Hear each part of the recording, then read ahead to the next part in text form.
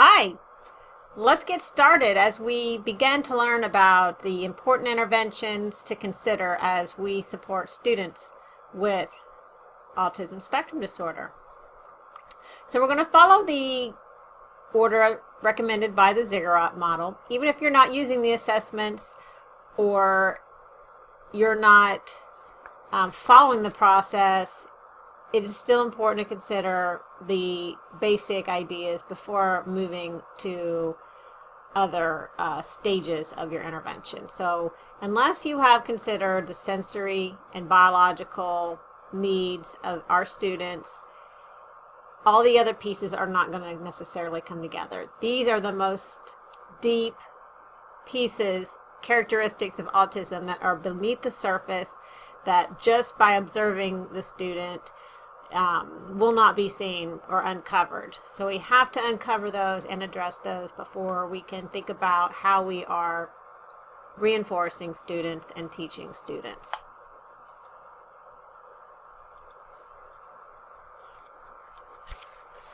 So the text does a nice job of being clear and to the point with these interventions.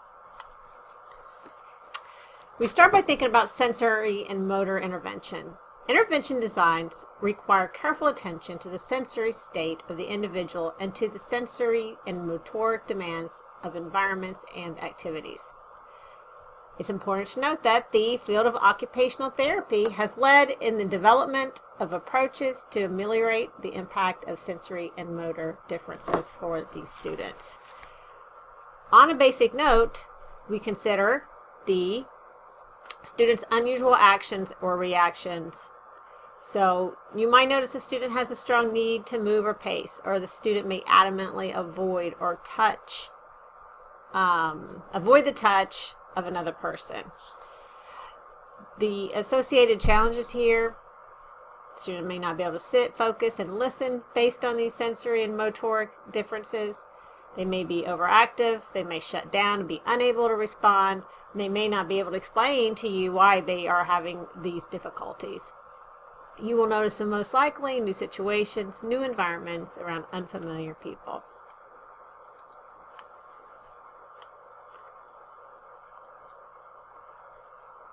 Let's begin, though, by looking at the sensory systems.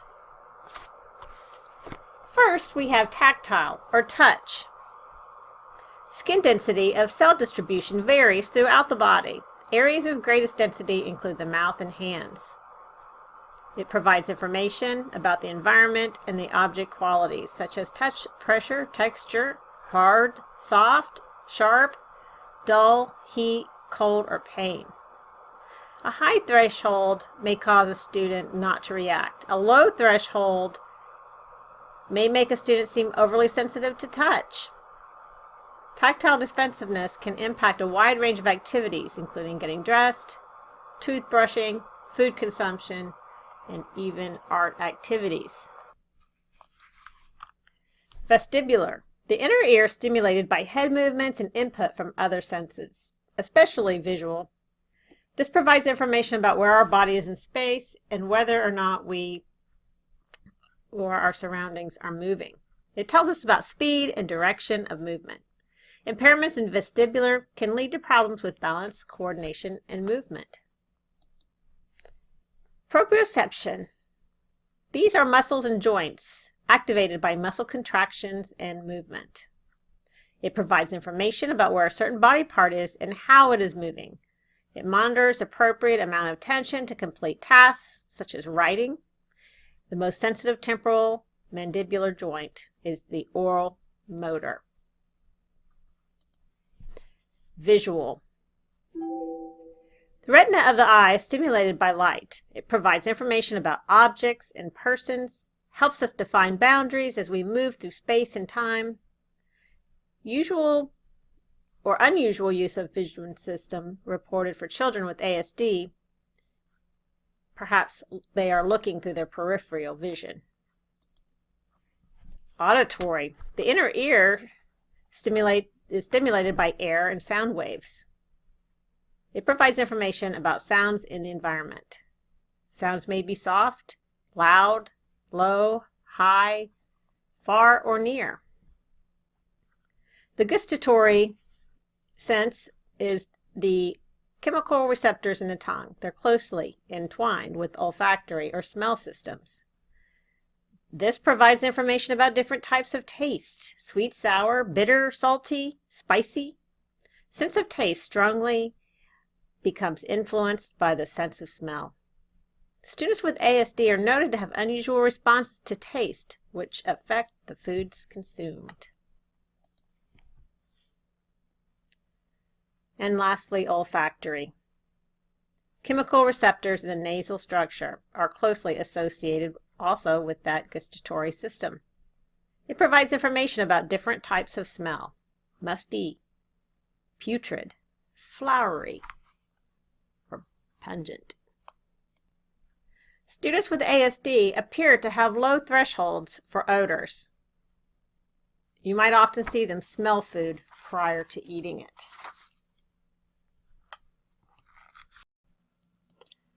Let's look here. This is a table found in your textbook that does a nice, concise job of describing these 7 sensory systems and their functions.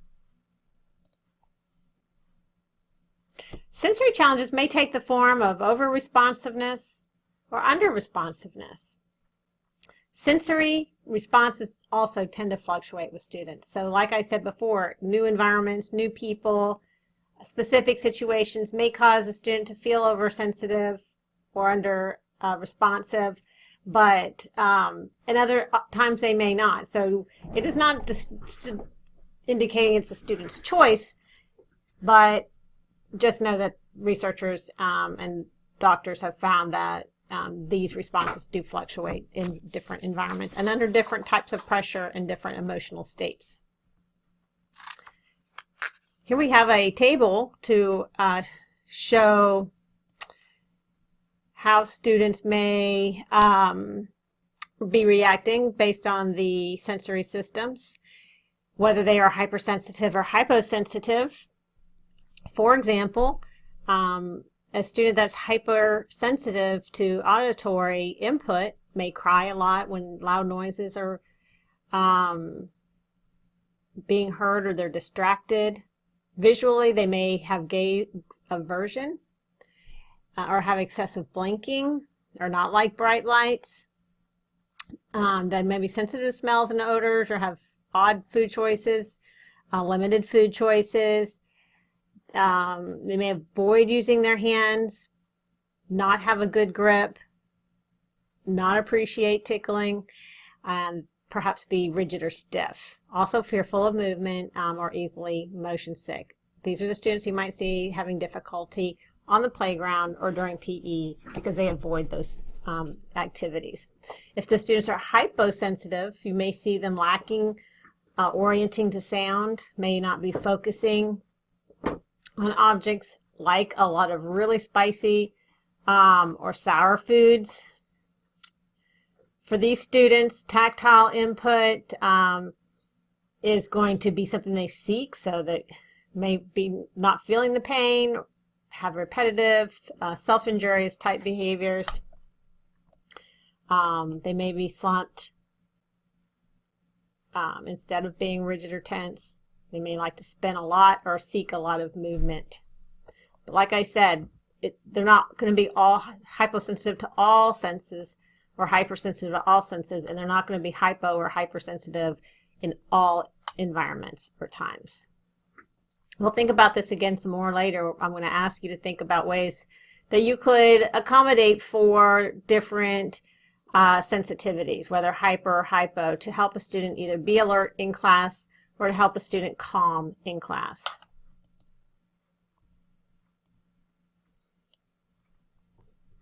So sensory integration was developed by Jean Ayres in the 1970s. Ayres held that the differences in processing of sensory information resulted in behavior difficulties.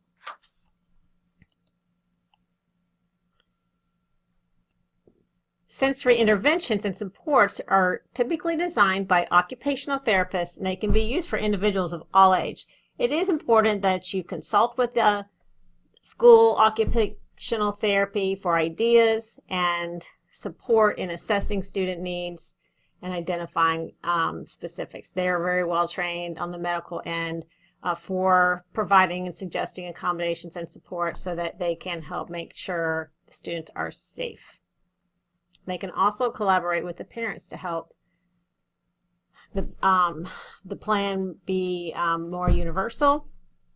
And we just want it's really to help students organize responses to the sensory stimuli. So whether it's calming or if it's something that's going to help them be aroused.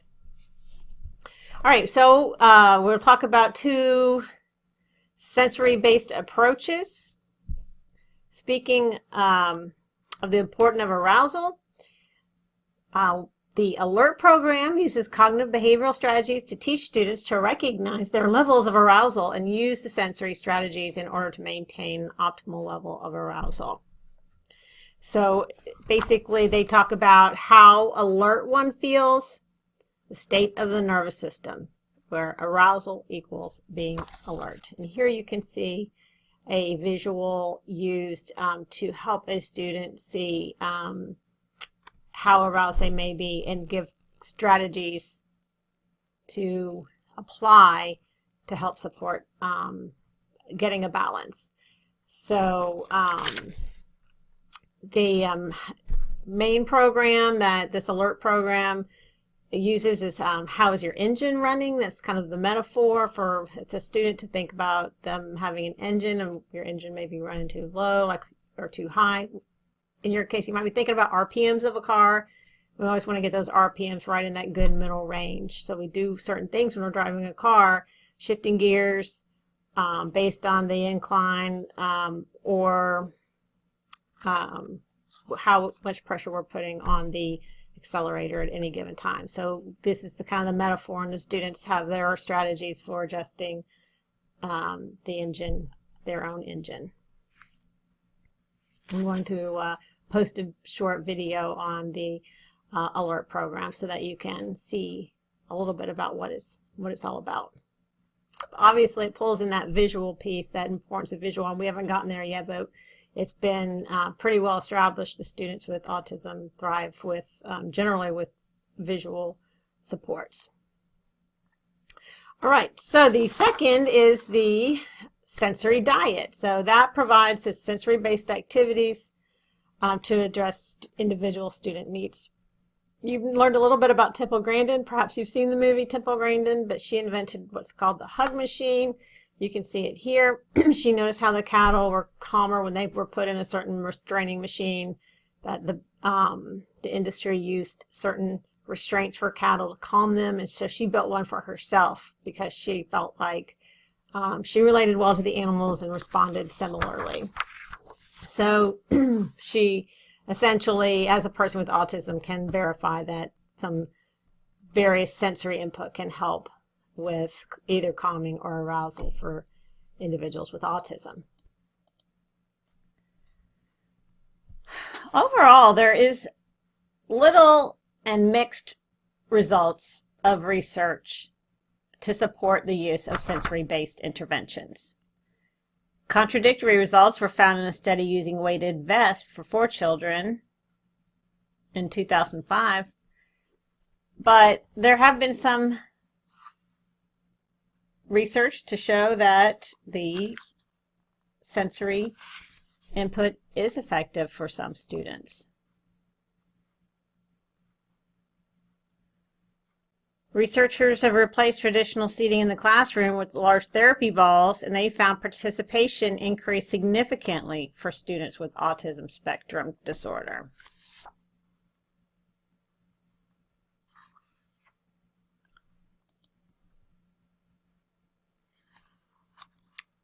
There are advantages of having sensory interventions, and that could be that they occur in various environments, that you're used with children. These interventions really feel like play, and once learned, they're a nice coping technique for students to use in other environments. Some ideas that are commonly considered by occupational therapists, and that's for the proprioceptive input, the weighted lap pad, a snake, or a blanket for a student. You can see, again, it's individualized. It seems like play. It seems unobtrusive. So if a student prefers to have some weight on them to help organize and calm and facilitate attention, then it can be easily used universally for all students who would prefer it.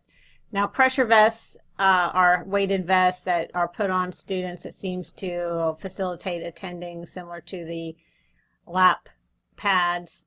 Helps during transitions or any time that requires concentration.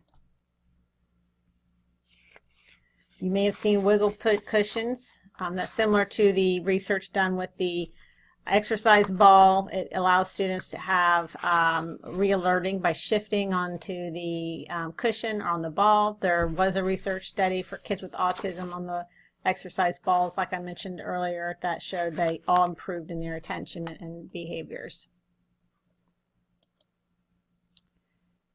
Having students get sensory input prior to important work can help them feel a little more satiated and less seeking of those behaviors. So having very much tactile materials, or some people allow students to have different textures to brush onto the skin because they enjoy it. So it could be used as an antecedent intervention prior to the activity, important activity, or it could be used as a reinforcement. So if it's something that they enjoy, then they will work for it. Visual input can help fill that need for students that are seeking visual sense input. Some vestibular activities include the trampoline, swinging, and spin. We'll stop here for a second.